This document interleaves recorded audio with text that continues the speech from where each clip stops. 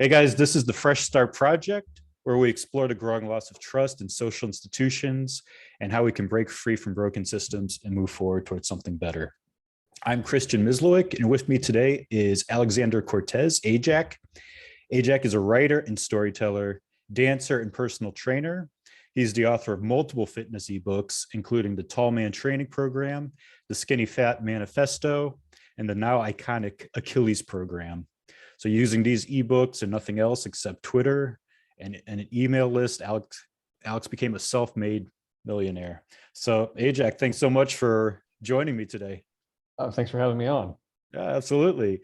So one thing I'm attempting to do with this YouTube channel is to uncover ways for ordinary people to unlock greater degrees of self-sovereignty. So that's definitely, it's heavily defined by financial independence. Yes. So hopefully today we can talk a little bit about some of the lessons that you have about achieving this yourself and how people can incorporate those lessons into their own lives. But before we get into that, I'd like to hear more about your personal journey. Like how did you get from where you started to where you are today? Well, going back in time, I was a child in the 1990s. I went to college in 2007. And during the 1990s, I think even today it's the same, the big emphasis was on go to college education, get a degree. It does not matter what the degree, just get any degree. Yep. And that will sort of unlock success, wealth, you'll make $1 million more over the course of a lifetime, so on and so forth. I was never very fond of school, didn't like school at all, found it very constraining, waste of time.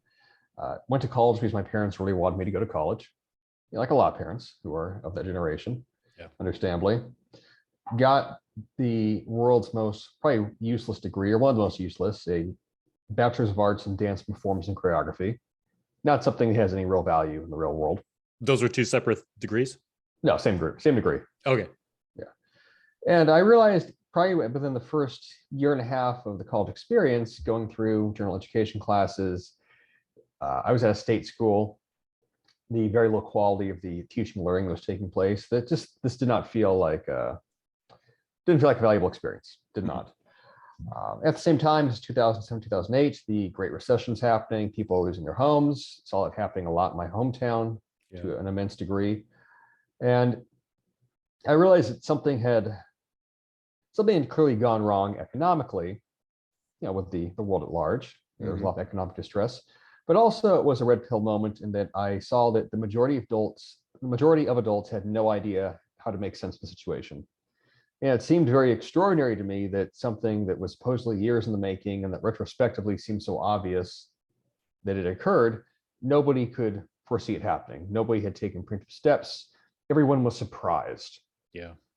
And not that I ever had, as a young person, you don't necessarily have massive trust in adults and institutions when you're young, but you have, I think, this general presumption that adults and big entities, they kind of know what they're doing, there's some level of know-how, some degree of maturity, and overall knowing this of like, okay, someone that's 30, 40, they surely should understand life better than someone who's 15, right? Yeah.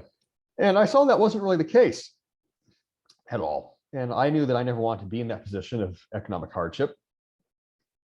And one of the difficulties of realizing what's not true is that it doesn't necessarily orient you towards what is true. So, in so many words, say, realizing that the 9-to-5, go to college dream, like it's kind of bullshit. Okay, it's bullshit. Yeah, it's kind of bullshit. Well, what should you do then? Right. Yeah, this is 2008, 2009. Twitter didn't exist. YouTube was barely a thing back then. Like the online education, the online resources we have today are just massive. They're basically infinite. You can, aside from, a few particularities, learning how to do surgery, maybe you can almost teach yourself anything off the internet. Yeah. If you're autodidactic and, it has that, has low barriers to entry that way. Obviously, so that's not all skills, but it's a lot of skills. A lot of areas of knowledge. So I sort of was just left to my own devices, like, okay, like I know how I don't want my life to go, but I'm not sure how to make it go in the direction I want. I simply know that I don't ever want to be, like I said, in a position of economic instability, insecurity, losing my house. I don't want to work for anyone. Mhm. The idea of normal employment always was just very distasteful. So what do? Now, obviously, I realized about halfway through my college experience, to go back to that, I had no useful job skills at all. Dance does not make you money. And I'd also gotten injured a lot in college, and dancing was not an option. Hmm. So I went with the one thing I could find that paid more than the minimum wage, which was personal training. So personal training, you can get a weekend certification, $600 to $1,000. You're certified, you can go work, and you'll get paid. At the time, it's like $15 an hour. Maybe now it's like 20, but you'll get paid more minimum wage, and you're working in a gym. So I went with that.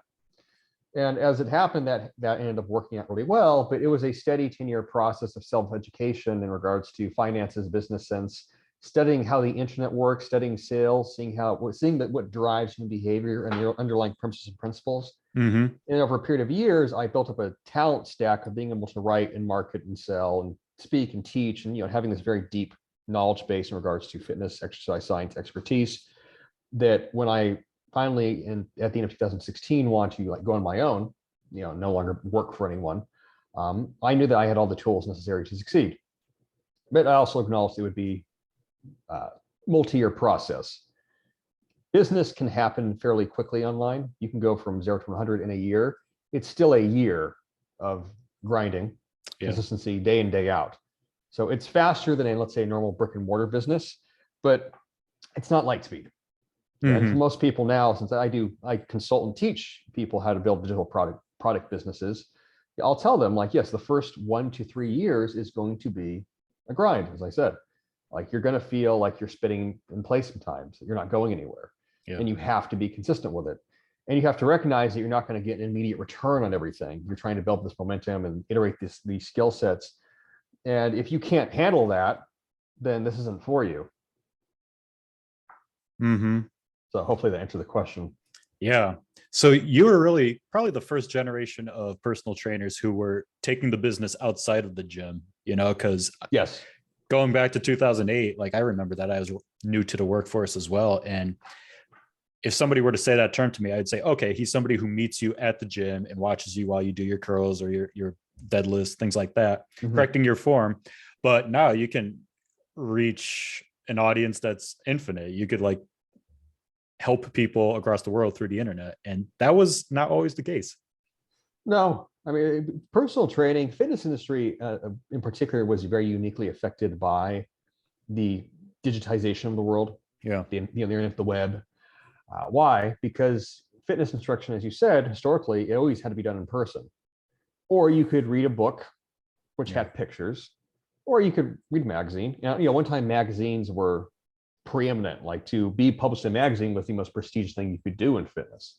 Okay. That kind of ended around 2007, 2008. By the mid 2010s, magazines they're still around, but they don't pay very well and they don't have nearly the readership they did. Right. Why? Because all the information went online. Fitness is quite ideal because you can use pictures, you can use video. It suits every medium. There's 6 years ago when I got started on Twitter, there was no fitness Twitter. Now there's a fitness Twitter. Yeah. Instagram, when it started to blow up, trainers started to figure out wow, Instagram's fantastic for showing off my body, getting clients, advertising, growing an audience. YouTube, same thing. There's not too many people on YouTube that, let's say, are ultra successful from it. There's maybe less than 10, but as a whole, YouTube was this massive market now of I don't know how to do an exercise, put on YouTube. And then of course, there's the blogging era, which they already passed in fitness. There's always going to be a market for written content, but fitness, like I said, it was a boon era. It still is a boon and boom era for fitness online. And that market's growing, by the year as countries become more westernized or just become more economically successful.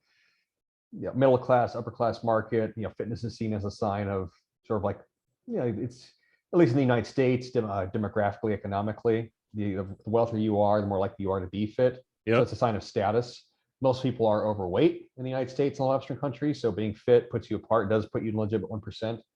So that demand's never going to go away. And as I describe it, there's 3 infinite markets in the world: health, wealth, relationships. People always want to be healthy. That will never disappear. It will never be saturated. It will never cease. At any given point in history, what do people want? They want to have their health. Why? Because that enables you to do everything in your life. Yeah. If you don't have your health, you have nothing. So it's a good market to work in. If you can think about it the right way with good mental models, it's not hard to make money. Yeah. So when you're training folks in fitness, like what are some of the common barriers to fitness that you're seeing nowadays? Like I know for me, I'm at a desk like 40 hours a week, probably much more than that. So it's a lot of trap problems. It's a lot of like neck posture. What are you seeing though? What's common? Yeah, it's the same problems for about the last 40 years. It's just a lack of activity. Yeah. There are certain things in fitness where, I mean, I can get into sort of like the very faulty epistemology of fitness that gets a lot more technical, academic. But as a whole, to the consumer market, like what do people need more of? The state of the world at this point, safe society, it's just movement poverty. People don't move that much. Movement poverty. That's a good word for it. Yeah, like that's a bit like, what's the biggest problem? Like, well, you diet, yes, and people are lazy. Okay, yes, like you can say these very cliche things. Overall, people are quite inactive. Yeah, this is, like you said, a common problem for people, especially who work in an office, whether it be at home or going to work. The majority of their day is spent sitting. Sitting is not bad for you. There's nothing wrong with sitting. The human body is actually not really evolved to work and be moving 24/7. That's a very common fallacy in fitness, or there's this sort of this, it's just like a very misplaced idea that, like sitting is worse than smoking, sitting's horrible for you and you should be moving all day. I'm like, no. If you look at historical data, anthropological data, even current data on various populations across the world that maybe have a more traditional lifestyle, they sit a lot. They might walk more. Maybe they walk 15,000 steps a day, but they're not working out 2 or 3 or 4 hours. Right. They're still sitting a lot. Most of human beings' time is actually spent in a leisure position. Right. So the sitting is not the problem. It's just, like I said, it's an overall lack of exercise. And then you combine that with the obesogenic environment, with food, with the way, especially in American life, you have to drive everywhere. Unless you live in a big city, you probably don't walk. So, I mean, I've said this on Twitter before, and it's a little bit of a black pill, but it's just the reality is that obesity won. The standard default model, if you live in the United States today, is that you will end up obese. If you don't actively take care of your health, that is what will happen. So you have to be much more hyper conscious of what you consume, food wise, what you consume, environmentally, and then you have to actively design your life to, create barriers to that. Right. Which, statistically speaking, very few people actually do. The stats right now are around, depending on what you look at, with 70 to 80% of adults are overweight in the United States. That's a lot. Yeah. So, if you are like one of that 20%, let's say 25% that's fit, like you are an outlier. The number of people who are, let's say, like very physically fit that would qualify, it's being like in like pristine metabolic health. I don't know that even be maybe 5%. Like 10, 10%. You're probably less than that. You're probably you're talking single digits at that point. So is overweight defined by like it's a body mass index of over like 25? Yes. Okay, for men at least. Yeah, for women it's a little bit higher. I mean, the BMI, it's easy to rag on BMI since, yes, if you are an athlete and you are muscular, it might not be accurate. But for the, again, power distribution, for probably 80% of people or more, BMI is going to be pretty accurate in indicating whether you are overweight or not. And most people are overweight. Yep. Yeah. Not just overweight, but it seems that people like strength is an issue. Like you see all these little factoids on Twitter or something like, oh, men nowadays have less grip strength than their grandfathers. There's less testosterone on average. Is that true? That's all true. That's 100% true. Yeah. I mean, there's various factors for that. You could say it's maybe because of obesity, because of lack of activity. Environmental toxins probably do play a role, but that's very hard to define as to which ones, since there are so many. So xenoestrogens are extremely prevalent in plastic and packaged foods and processed foods. Like which one specifically? I'm like, it's a lot of things. Like that's hard to. It's easy to identify, but it's also very hard to calculate. Since that problem has also been seen in natural environments in nature, where you can find various examples of fish or frogs, like or polar bears, like showing intersex characteristics, and they have like microplastic accumulation. It's like, okay, like, what does that mean for humans? I'm like, hey, don't use plastic, eat a whole food diet, basically. Get your testosterone levels checked. Like I tell guys this all the time, like get their T levels checked. If it's low, there are certain steps you can do to hopefully raise it. Basically just diet and exercise, improving your lifestyle, get more sunlight, maybe supplement a little bit. If it stays low though, then you're going to have to go on TRT. That's just the reality. Testosterone replacement therapy. Yeah. You're not going to go from a total testosterone of 200 to 1,000. That's pretty unlikely. Yeah. Especially if you're in your early 20s. So I mean, is that a problem? Yeah, like it is. Like, what can be done about it on a social level? Not much. Governments have no financial incentive, really any fucks given about the metabolic hormonal health of their populations. Yeah. Obviously, the United States, Biden's not in office, promoting some, I don't know, workout better plan. Like it's not taken seriously. It's a slow moving problem that everybody has more or less accepted and normalized. And it's a very profitable problem. Obesity medicine is a multi-billion dollar industry. It's expensive for the individuals, no doubt, but from a pure capitalist perspective, predatory capitalism, whatever you want to call it, you can make money off it.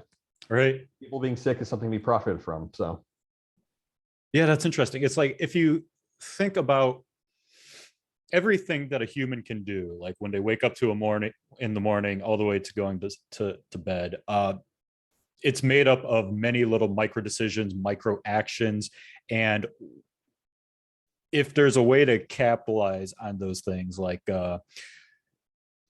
that is what will be encouraged by the private sector. For example, if you're too obese, like you said, there's money to be made, profits to be had treating obesity rather than having a population that's healthy and doesn't need this company's product. Yes. Yeah. I mean, it's a private sector. It's also the public sector. I mean, the U.S. I mean, this is just like one of those conversations or one of those tangents that go on, but yeah. Like U.S. political lobbying. Like, is there such thing as big food? Yes. Is there such thing as like big pharma? Oh, yeah, absolutely. Sure. Is there such thing as drug companies influencing federal policy? 100%. Yeah, that's all undeniable. The United States is a sort of a corporatocracy that way of corporate interest. As I said, both private and public in a way, because there's tons of sort of institutional bureaucracy within the federal entity itself. Is that aligned with the public's health? Not really. If it was, we probably wouldn't be sitting in a situation where we have 80% overweight, 50% obesity. If government really cared. That's one of my points that I often make to people who complain about the state of the world. I'm like, the government doesn't care about you. They care about you to the extent that you pay your taxes and you don't cause problems. Everything beyond that, like, you're on your own. You have to sort out your own needs and not be reliant upon this idea of sort of divine intervention that something is going to make a move and save you, save society. That's not happening. It's simply not happening. That's not how history progresses itself. Very rarely do you ever get governments actually doing anything that way, unless they have very responsible leadership, which we don't have. So you can just toss the idea out. Yep.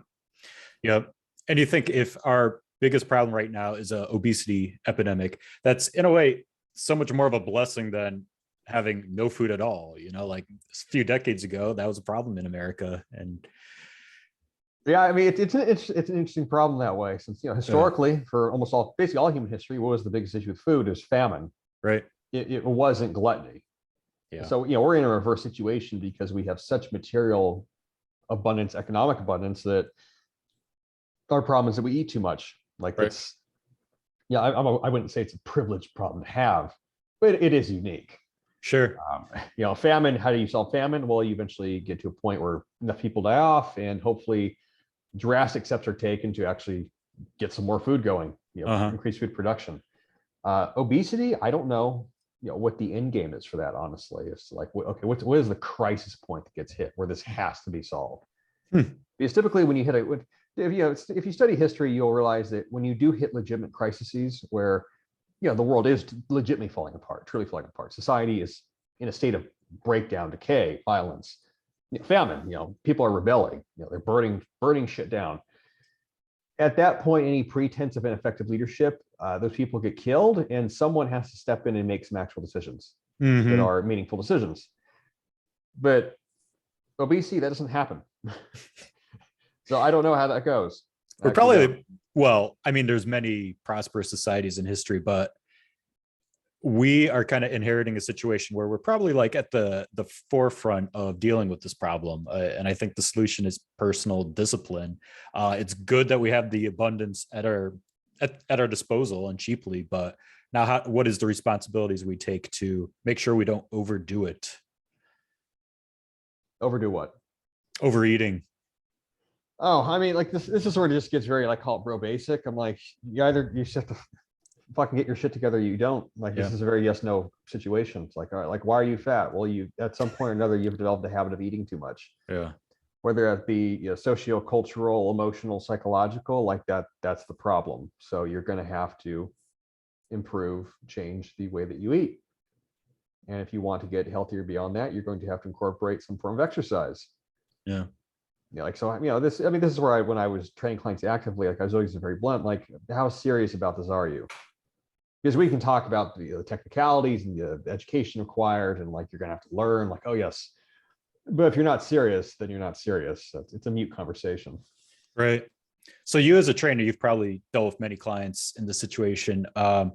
If you're a little overweight, you want to drop some pounds, and your problem is laziness or lack of motivation, I feel like that might be a little easier to solve than if somebody has an emotional attachment to eating, or if there's some sort of issues there. Yeah, you can't change anyone that doesn't want to change. Yeah. And I never pretended to. The best clients are the ones who are internally driven, because whatever their catalyzer was for their decision making, they are committed to action. Mm-hmm. And then you are just there sort of as a guide to the process. People that don't actually want to change, that motivate to change, but they still desire a different state of life, they'll quit. All right. Or they won't sign up. Got it. Or they'll buy the gym membership and they won't show up. Gym membership, I mean, all gyms, the entire business of gyms relies upon the fact that 80 to 90% of the membership will never actually utilize the membership. If everyone that joined a gym showed up all at once every day, that gym would have to charge. I'm borrowing this from Alex Hormozy. I don't want anyone to think that I came up with this myself. It's a really good example. But Hormozy used the same example, where if everyone in the gym showed up at the same time every day, all, let's say 1,000 members, the gym would have to be 10 times the size it is and have to charge, 2, 3, 5 times the price. When I worked for various corporate gyms, I could look at the statistics as to how many members actually use the gym. It was barely over 10%. Like, tiny. I mean, like, it's power distribution. 10%. If you got 10%, that was pretty good. All right. Some gyms, there were some extraordinary examples in the company that were like maybe 16. They had like really busy all the time in certain areas. Yeah. Okay, like, what's the point I'm making? Most people make decisions they're not serious about. A gym membership is something to have. Some on the aspect of like training, personal training, those are clients you usually don't want to work with, because they don't want to be clients in the first place. Right. They're just there to entertain themselves with the idea. Mm-hmm. Yeah, makes a lot of sense. And that 10%, not everybody's going every day. No. It's more sporadic. No, I mean, the number of gym members that go more than 3 days a week, I remember looking at this, like, it's single digits. Yeah. And this is why gyms have regulars. It's like, oh, hey, it's you. Like, you see the same people. Those people that are the regulars who are in there more than 3 days a week,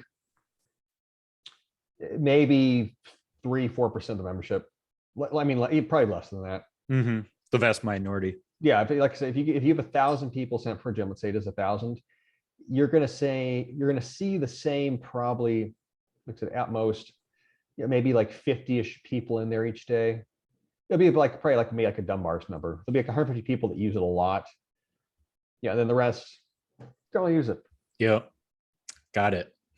So I want to switch gears a bit, go talk more about the entrepreneurship mindset, because you've built a life for yourself that you enjoy. You're doing what you're interested in. Yeah, and you're making a great living doing it. So why are so many people, men and women, in jobs that they hate? They have lives that they wouldn't choose for themselves. Like, how are you different from them? Well, like, I mean, here's the meta reality. Nobody gets born being taught really to be an entrepreneur unless you come from a very not necessarily privileged situation, but you come from a unique educational situation, or maybe your parents are literally business people, or your father is, or Mhm. you grew up in a family business. Like the majority of education today in the United States, worldwide, is to raise good citizens that are literate, they can read and write and do basic math, and they hopefully will be able to do some sort of job for society, and they'll work in the job market. Yeah. No society operates with everybody being entrepreneurial, at least not, in modern Western economics. Hmm. Historically, you could say that might be a bit different, since historically, if you go back 500 years, there, well, let's go back 1,000 years. There weren't mega companies that existed. There weren't corporations with shareholders. There was no global corporation, anything of that nature. Mhm. If you were going to survive, you either were an agricultural worker, farmer. So you worked on a farm, maybe you were a slave. So let's describe the slaves. If you were going to be an entrepreneur, what did that mean? It meant you needed a craft. Yeah. So the point I'm getting at is that I think people, depending upon the environment they're in, they do somewhat default to needing to be entrepreneurial to survive or hustle. But modern life, that's not the situation. Modern world for more or less the last 50, 60, 70 years, we've been told that financial success is a job with an employer. Right. Was that a conspiracy? It wasn't really, I don't think it was a conspiracy. That's just the way it worked out. We have tools now to leverage systems and create systems, create businesses at a scale that we never really had prior. So most men and women today, like, what do they know how to do? They know how to have a job. They know that they should go work for someone. Mm-hmm. Starting a business yourself, well, that's more of an unknown. There's lots of books about starting a business, but that's not a very defined pathway. Yeah. What kind of business? And that requires a different way of thinking, because then you have to observe the world through a very different lens as to, okay, how can I recognize opportunities, interactions, the different kinds of psychology, different kinds of persuasion that people respond to. How can I recognize needs? How can I identify where there's intersections of capital, and problems, or the desire for a solution, and pain points, all these things. You can get very philosophical with that if you want to. It's like, okay, like how did the flow of energy? That's a very different way of thinking. That's an extremely different way of thinking. Yep. Yeah, I mean, this is sort of like rich dad, poor dad-ish, but like it's true that the way most people think about money is that you do a certain amount of work and you get paid for that work based on the time period that took place in dollars for hours, right? Mm-hmm. Trying to think in terms of systems, like, okay, how can I create something where the value of what I create is exponentially worth more than the time in which I created it, and I need to create a system to get that thing in front of people, a scalable system, and direct attention towards it. And if I do that and I systemize enough with some, very reliable formula, well, now I have a business. Okay. Yeah, I just said that. It sounds easy to say. It's like thing, people, attention. Yeah. People are spending money. It's like, it's easy to say, hard to do. Yep. Again, there's a lot of risk involved too. There's risk. This is not how most people think. I mean, here's the thing about risk. Being exposed to new ways of thinking is risky, or feels risky. Because there's a lot of cognitive dissonance that accompanies it. Yeah. Is it risky in terms of it's going to hurt you? It's not going to hurt you. But yes, when you are learning something new that is contradictory to the prior ways you thought about the world, it is uncomfortable. Right. Let alone taking action on that. Yeah. People don't want to even entertain ideas that they think will be, like, to simply hold this idea, they'll be disapproved of by their peers or their cohort. Like you said, the cognitive dissonance. That's very common. I mean, fitness, you see this a lot in the industry. Fitness, I rag on it a lot, but I've worked in it my whole life, basically. Sure. From the time since 2010, it's the only thing I've ever done. Mm-hmm. Where a lot of people in fitness, it is what you call like a bucket of crabs mentality, scarcity mindset. Most people don't make much money doing it. It can be, running your own business as a personal trainer, especially, like, you have to be a business person. Mm-hmm. But like you can hit walls very readily, like burnout's a common factor. It's hard to get clients if you don't know anything about how to market yourself. Yeah. So there is this common mentality where someone sees someone succeeding, or they sort of break out that, whatever you call it, 9 to 5, 6 to 10 model, and there's resentment for success. I remember that in like the early 2010s, where it was like very common to sort of like trash trainers that worked online. It's like they're not a real trainer, like you're not a real professional. You're not really doing the job because you're just selling stuff. Like, oh yeah, okay. Like, I'm sure it feels good to make the criticisms, but you're still poor. Right. Yeah, it's like it's a broke person mentality. Tall poppy syndrome. That's another word for it. Anyone that rises too high, you got to cut down. Hmm. Yeah, I mean that's just something that you just if you are dealing with that from your peer group or family or friends, you just have to cut those people out and ignore it. Yeah. It's funny. You talk about that crabs in a bucket mentality. I guess another word for it could be like gatekeeping. They're making they're they're putting the kibosh on outliers, Yes. usually for envious reasons, but sometimes it Oh might yes. be they're like guarding against like charlatans, like, oh, he's online, he's not teaching proper form, and it's easier to be unprofessional because of that lack of proximity. I've seen that as well. Like there's this very common resentment. I just serve as like whining bitch energy, honestly. Like I've seen this happen very often where it's like, okay, I don't like this guy because, well, he's successful and he's making money, but his information isn't good, correct enough, not scientific enough. Like why don't people care about science? It's this very like midwit fucking frustration. Right. Like midwit meaning like you're smart enough to not be stupid, but you're not intelligent enough to realize that you're still dumb. So maybe like You, the attitude, like real quick, maybe the yeah. attitude when you're talking about like if you're in the industry and you're seeing an outlier, Mhm. the more enlightened way to deal with that is only give But constructive criticism if it's well, like not even advantage. that, because your criticism is probably not worth shit because you're fucking broke or poor. Like I don't care about the criticism of people beneath me. It's fucking meaningless. Mm, If I'm gonna get criticized by somebody, you bet like quite bluntly, like you better be making way more fucking money than me, because yeah. now your opinion's actually valuable. Or you better be, if not making more money, you better be far ahead of me as a professional with shit that I definitely do not know, and that's not too many people at this point. Um, but the point of the criticism for a lot of people, it's just backbiting. Like I said, with like the midwit kind of mentality, there's this profound lack of understanding that people do not respond to perfectly scientific, what you think is super factual science and evidence-based information.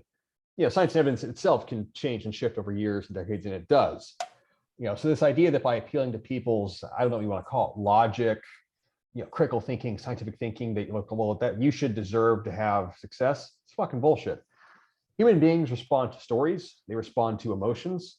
Mm, Human beings, if you want to get their attention, you have to empathize with them and have some sort of personal connection that takes place, in your content, in your marketing, in your material. And that's what will get you a lot of attention. And that's what will get you traffic to a product. That's what will grow a business where there's demand for what you want. I've seen a lot of, in some cases, like hyper intelligent people, extremely technical with their knowledge. They struggle to make it. yeah. Why? Because they are so dry and so robotic and so, frankly, inhuman in how they interact that nobody wants to work with them, or they're not going to get any attention in the online space. Or even running a brick and mortar business, they don't get it. For those people, like, oh well. Yeah. Yeah, that's tough. Yeah, there's nothing, I've nothing really to say those kinds of problems. And like, if you want to make it in this business, like one, you have to have practical experience. You have to actually train people. You have to have the hands-on knowledge. Two, you have to be devoted to always learning and getting better yourself, improving your knowledge base. And three, this is a business. Yeah. Like the fitness attitude oftentimes I encounter of like, I want to be an altruist, or I don't want to make any money. I want to help people. This is like toxic narcissism. Shut the fuck up. Yeah. Okay. The only reason that anyone survives in this world is because you do something that you get dollars exchange for. You Mm-hmm. get some fucking coin. Unless you have wealthy parents. Unless you got wealthy parents. Like wanting to survive but not make any money, but I want to help people, but I won't ever have to market or sell anything. I hate sales. Like your attitude is it's garbage. Like Yeah. you're gonna fail, and it's gonna be your fault. Right. That's kind of why the free market system is a great way to kind of quantify, quantify value. What is valuable? Like if nobody's going to pay you for the service that you're providing, then maybe what you're providing is useless. Yeah, it's just not worth paying for. Yeah. I mean, I use these examples a lot, like silly examples in like the cohorts I teach with like the online business. But human beings will pay for almost anything. Does that make it valuable? maybe not according to everybody, but there's somebody that wants it. Sure. You know, there's somebody right now in the world, I don't know who, I don't have a specific example, but I've no doubt that's true. There's someone in the world right now who's a millionaire selling sex toys, Sure. selling dildos, Yeah. selling vibrators, okay, selling fake vaginas. Someone Right. is making money off of that because there is a need for it. It's like, that's disgusting or repulsive. It's like, I agree with you, but those products exist and someone is paying money for them. And they probably don't want satisfying natural marriages because So like my point being, people will pay money for anything. It's not hard to sell something. It is hard to sell if you don't understand people. yeah, very true.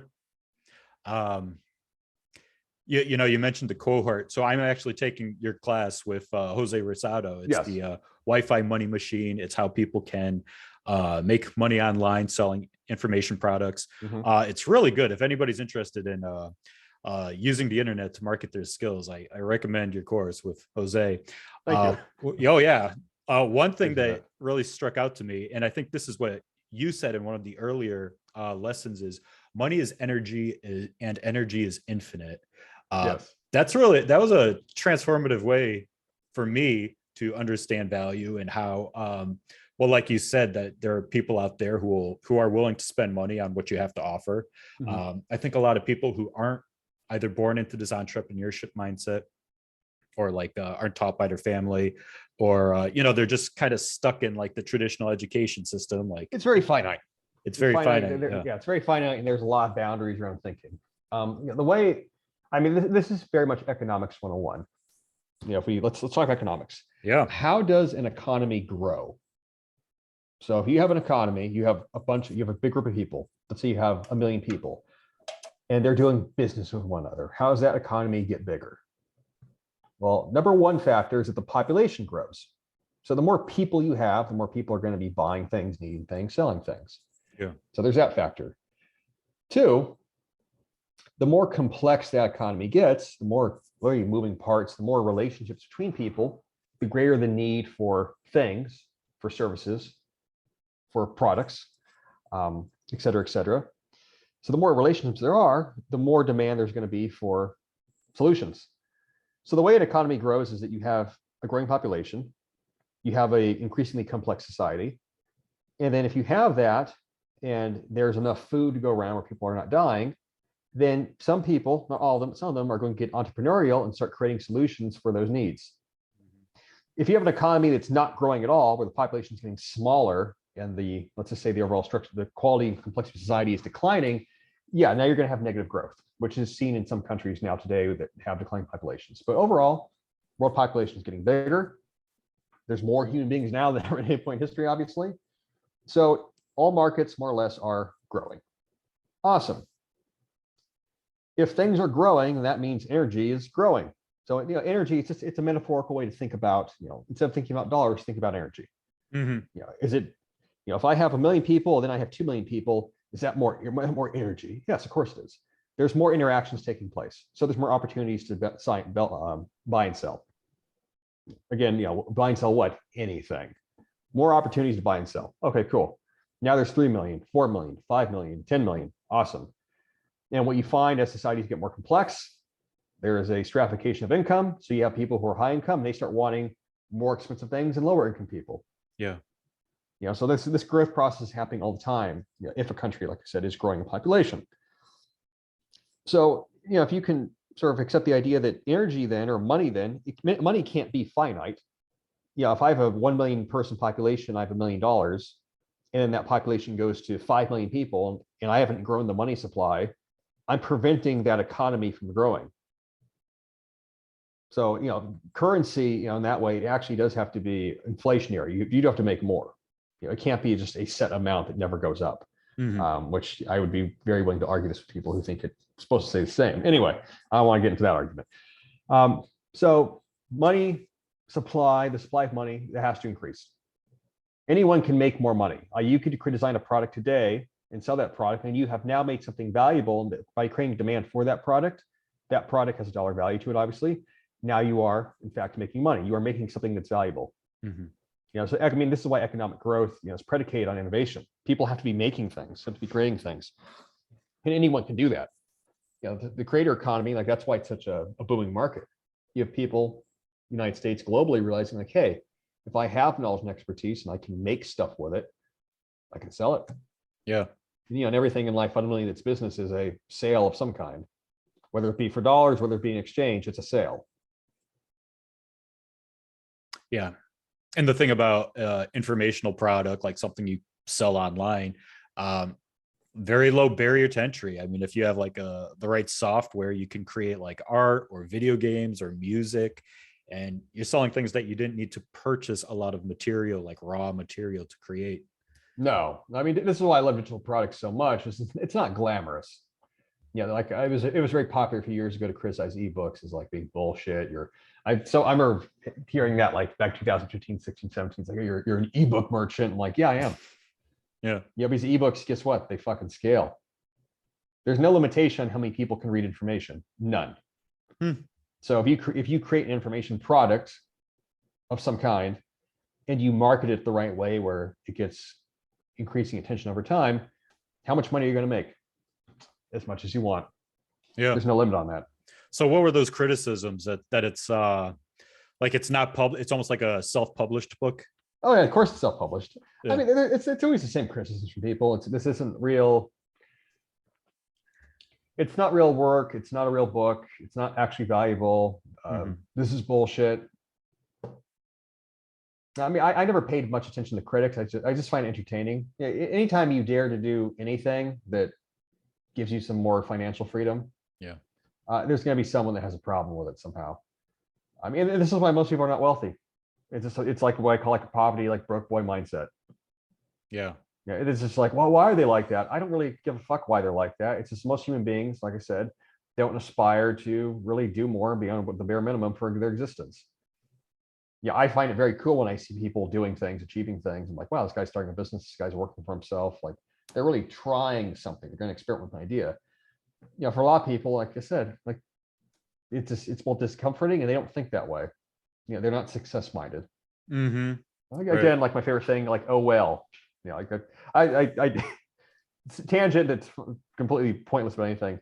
So years ago, I was texting my mom back and forth something, and I don't even know what I said to her, but she texted back a whale, like oh whale, like an emoji of a whale. I was like, what does this mean? And she's like, oh, like the voice to text, like must have thought whale was whale. Right. So I've made it this thing online, and everyone bitches at me in line of like, whatever you're upset about. And I'll just send like the whale emoji. Oh, well. That's hilarious. Yeah. Like, I don't care. Yeah. Oh, whale. You either want to get rich or you don't. Like, pick one. If you want freedom in the modern world, like, you better have some fucking money. You better find a way to get as wealthy as possible. Right. Money is freedom. Yeah. Because like you said at the beginning, working for somebody else, that wasn't for you. And I think a lot of people who do work for somebody else, it's not for them either, but they're stuck. It could be a good thing. Like, here's the thing. There's lots of people at their jobs are 9 to 5 and like, they're good. They're fine. If you are, then you're probably not listening to this podcast. Like, that's cool. Good for you. Sure. For a lot of people, though, it is immensely dissatisfying. Most people want to do some kind of meaningful work. Or, they want to feel like their work matters. Or, maybe it's a general working environment of having to listen to somebody else. They don't like it. It's human nature to be very resistant to authority that way. Not unusual at all. In my situation, I knew I never wanted to be employed. I hated being an employee. And then as I got older, I had this vision of like, when I'm 30, I'm going to live like I'm retired. I'm not going to do anything that looks like actual work. Like, I'm going to live my life I want. And that's what I did. Yeah. Which was, I guess, probably relatively fast compared to most people. But that also took, it took 10 years from when I started the job till I turned 30. And then now, I mean, it's been since 2010. So now it's going on like 12, 13 years. Yeah. So that business was it was obviously not overnight. It wasn't like year one of being personal trainer. I'm like, oh, I know exactly how this is going to go. It's like, no, that took about 7 years to acquire the skill set necessary to engineer that. Right. So when you made that decision, did you sit down? Did you like write down a plan of how you're going to make it happen? Or did you just have faith? I had a very basic plan I wrote down on a whiteboard where literally all it said, it was something like, get to 100,000 followers on Twitter, get to 30,000 email subscribers, sell $500 a day. Like it was just those three things. And I knew if I did that, like that would happen. And then I did that and it happened. I was like, all right, cool. But I never had like a business plan of like, oh, here's like, I didn't write shit down that way. I don't write nothing down that way at all. Like, Right. and then, you know, also like, I knew it would work. Like, you know, when people ask me like, Faith, how'd you know? I'm like, there's a certain level of rational competence you have to have where the reason that you're confident is because you're confident. Mm. The reason that you know this is going to work is because you know it's going to work. It's entirely, it's tautological, circular, just a big circular reasoning. Yep. I had seen other people making money online. I knew that they weren't exceptionally smart or gifted. They weren't like brilliant. They weren't smarter than me. It's just like you don't need to be smart to make money. I'm like, okay, like what did they do? They built up their skill set, experience. Okay, they did that. Cool. Then they realized that if you kind of sell something that's useful, people will buy it. Okay, cool. And then they had a social following. They grew over time. So they had an offer, and they had traffic, and they had a reputation. And if you have those three things online, you'll sell. Yeah. That's cool. Good stuff. Any advice for people out there who want to grow their social media platform? All right, if you're going to grow, following. Yeah. So if you're going to grow your social following, like as I like to say, you have to get fucking serious about this. This is a common thing. Yeah. You have to remove the emotion from it of like, oh, I don't know if people want to follow me. I'm insecure. What if I get judged? I don't know what I'm doing. Like, nobody gives a fuck about that. Just drop all of it. If you want to grow online, pick a platform, any platform, 100 days, devote yourself to daily or near daily content production for that platform. You have to build that habit of creating. If you were, I'll give a kind of like a sideways example. If you were a Fortune 500 company, you're Ford Motor Cars, you're selling cars. When do you advertise? Every day. There's no days off. You know, Ford, GMC, I don't care, any big manufacturer of anything that is a consumer product, they advertise all the time. They advertise whether it be on television or online or magazines or outreach. They're doing something for advertisement because the way that you generate attention is by creating shit that captures people's attention. That's what social media is. That's what content production is. Yeah. It's to capture attention. It's non-negotiable that has to happen. So yeah, like getting started online, growing an audience, content production is fucking king, emperor. It is fucking alpha and omega. If you have no content production, you got nothing. Nothing. There will be no business, period. Yeah. No one's going to buy from you if they don't know you exist. So just be regular. Yes. That's why I tweet all the goddamn time. Yeah. Like one, because writing is easy for me, but two, it's like, okay, if I tweet a lot, I get more audience, and that audience gets on my newsletter or downloads free products, and they buy things. It's a brutally simple business model. Well, that's how I started following you. Yeah, it's traffic and conversions. That's all it is. You got traffic, that's attention, convert it into something. Yep. Got it. And yeah, I mean, all the most interesting people right now, I think in this moment in American history are prolific tweeters. Yeah, Twitter Trump. it kind of became this public forum of, I don't even know what you want to call it, wannabe intellectuals, firebrands, iconoclasts, jokers, political ideologues. But I mean, on a serious level, like it has actually given rise to quite a few, probably hundreds, if not thousands, like micro communities. Yep. Who orient themselves around a particular issue or passion or interest or profession. It's incredible for networking.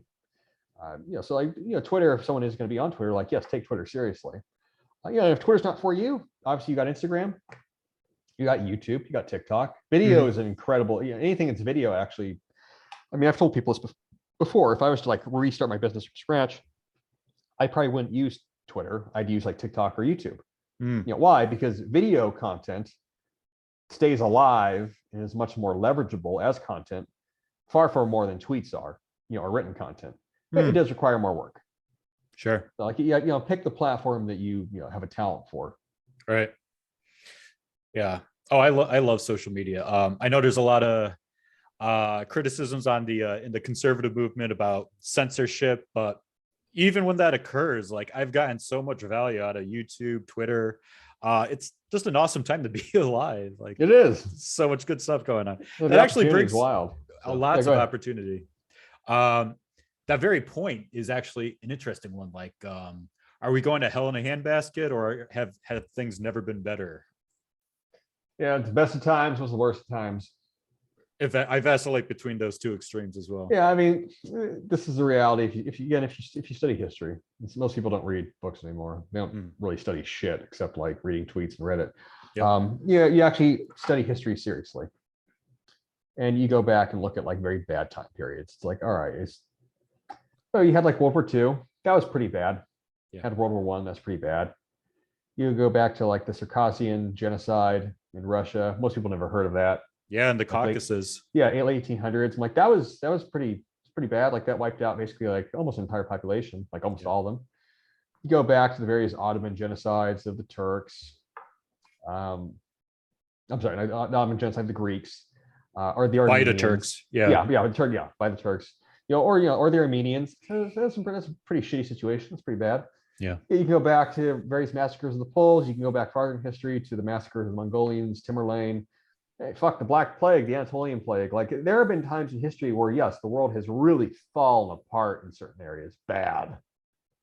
Whether it be from disease, famine, or just straight up warfare, like it gets bad.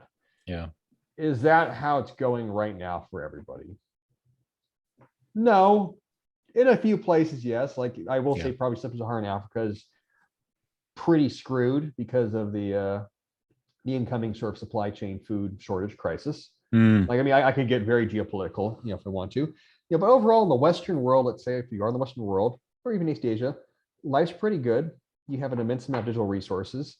Yep. Societies are quite safe overall in most places, not all, but most places. And especially in the United States, like the biggest battles now, they're not literal physical warfare, they're cultural battles, culture wars, censorship, ideas. And like, yes, these things are very destabilizing to us mentally.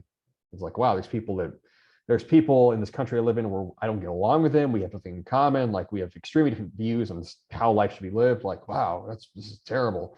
Like, yeah, like it's not good. That's not, for long term, you generally want a society that's cohesive. Yeah. But is that the worst thing in the world? No, you have to put it into some kind of perspective. Is that keeping you from making money and from designing your own life the way you want? No. You can move. You have the ability to, make income for yourself. You can increase your income earning potential. Yeah. You can decide who you associate with, who your relationships are, where you live. So, like I said, life can be excellent if you make it excellent. Yeah. Or you can just not pay attention to any of that shit and just be continuously surprised by stuff, which I always just kind of laugh at. It's like, oh, how is this happening? I'm like, is this really surprising to you? Like, it's actually surprising. Like things happen. Like, is it really? Yep. Like censorship or authoritarianism. Like, oh my God, like, why is this happening? You really don't know. Like, you just don't pay attention to fucking anything. Most people don't know. I've realized that. I kind of had to accept that over time when I was younger. I'm like, most people don't pay attention to shit about fuck. They just sort of live. They sort of live in this state of this like blissful, like I'm living my life, and then oh wow, like oh damn, there's a recession. Oh shit, like inflation's happening. Oh wow. Yeah. How did this happen? What? What percentage of the population do you think is like awake, is curious? Not that many. Yeah, this is another bullshit thing that people think online. Like there's going to be a great awakening. Yeah. People are going to wake up. That's what I'm hoping will happen. Yeah, that's never happening. No. No, but nobody ever wakes up. The reality of life is that the world is always run by the powerful and the elite, and you're not in that group. I'm not in that group. If you want to get close to that group, or if you want to have this the kind of lifestyle where you can afford to not give a shit about the problems of common people, what do you got to do? You got to get really rich. That's it. Money is power in this world. Because if you get rich, what does that mean? That means that you probably run, operate, or in control of something that is valuable and possibly integral to the actual functioning of society itself. And then you're going to operate in different social circles. You're going to have a different set of problems you have to deal with. You're not going to have common person problems.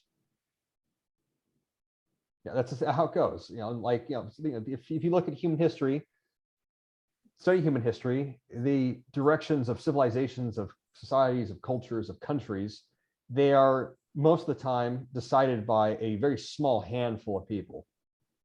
You could have a country that's millions of people. It's literally 1, 2, 3 people making decisions that direct where that culture goes, or that country goes.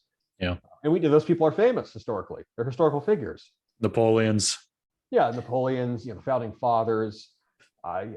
it's uncommon that I don't think you could really point to any movement of like, okay, who are the people that changed the society? It's like, oh, it's all of them.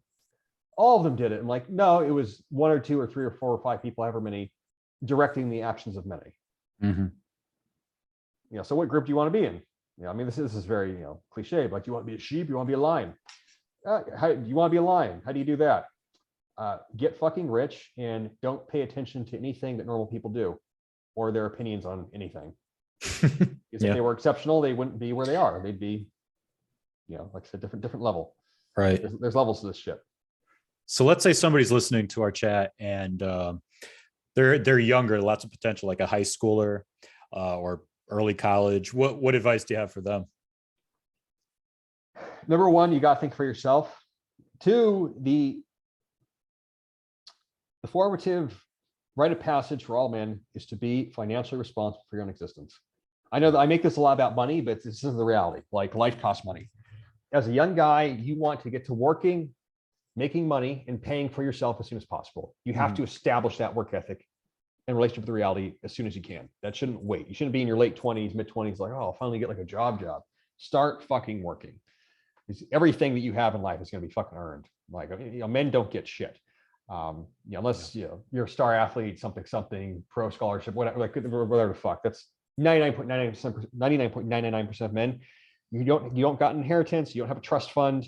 You're not going to be given, financial acclaim, financial success just because you exist. You're not a woman where you're pretty and you can put yourself in these situations. You have to work for everything. So start working. Mm-hmm. Start fucking working. And then once you do that, okay, you're working. Do basic things. Take care of your health. Number one, your physical health. Don't ever let that go. Number two, learn how to have good relationships with people. That's actually number three. Number three, learn how to have good relationships with people. And then, four, over time, you got to live. I get asked that a lot. Like, are there certain things young men need to experience? You know what? Aside from just fucking working and having a work ethic, not being useless that way. How adventurous are you? What are your curiosities? I don't know. Like, you have to figure that out for yourself. Mm-hmm. You're not going to get answers that way. It's a very common thing, I think, with Zoomers where they're not curious, they're not adventurous. They're very risk adverse. And like, not all of them, but a lot of them. Like, you're going to live in a very boring fucking existence if you're scared to try things. Yeah. What do you think accounts for that? I think it's just a result of us having sort of like helicopter parents. Okay. And their parents are probably not baby boomers. They're probably more like Gen X. Where like, they're like very involved in their lives, like, like over involved. Yeah, and also they grew up in like a school system where it's all about feelings and bullshit and self-esteem. Yeah. So anything that makes you feel bad or scared or uncertain, you just don't do. Yeah. And the quality of public education has definitely declined the last 30 years. So, I mean, you could critique a lot of things about that, but yeah, I mean, like for men, you have to be adventurous. Got it. You have to be adventurous. You have to be willing to fail. In your 20s, it doesn't fucking matter if you fuck up. You're young. 30s, 40s. Now it's a little bit more of an inconvenience. But in your 20s, that's a time to, like I said, that's a time to stumble and fall and get back up. Fail often, learn from it. Yeah, fail forward. Yeah, fail forward. All right, awesome. One last question. We'll wrap it up after that. So we've been talking about the collapse of trust in large institutions.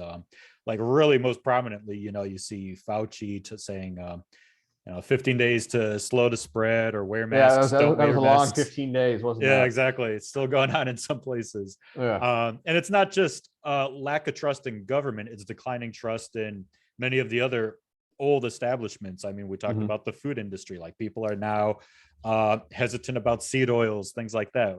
Yes. So I think it's good, but as trust in the old guard, the old institutions collapse, people, they have to outsource their decision making to thought leaders.